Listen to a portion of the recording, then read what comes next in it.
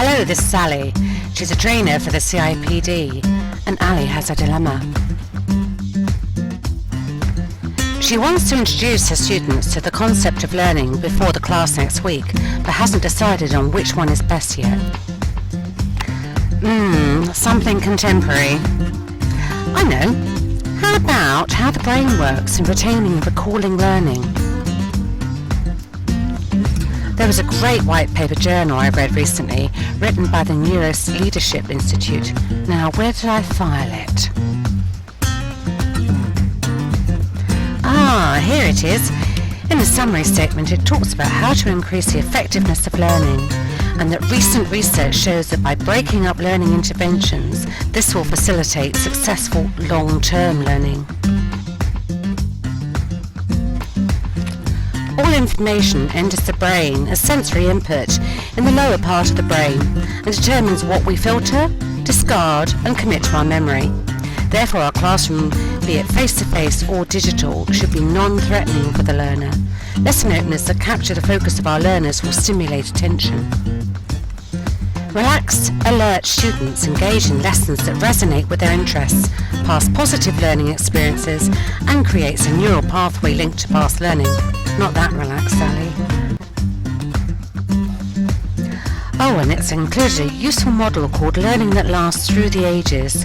Let me see if I can summarise that using the principles I've just mentioned. Memory is formed by associations, so if you want to help remember things, create associations for yourself. Okay, Ali, you can have a rest. The first step is attention. Create an open and goal-focused environment, vary the learning techniques, and inject novelty or fun to keep learners curious and engaged.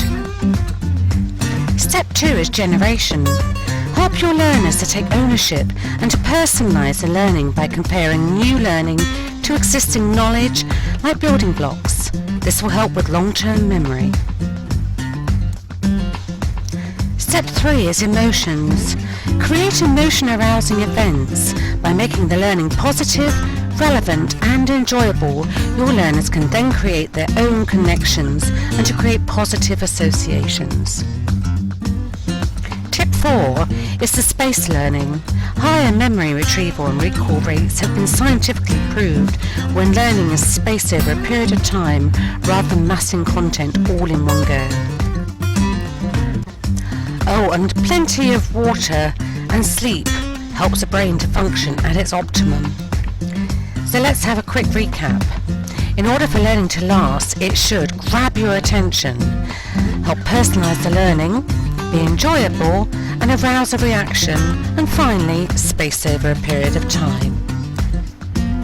I came across this YouTube clip, which is great to know too, so have a look before we all meet again. Created using Powtoon.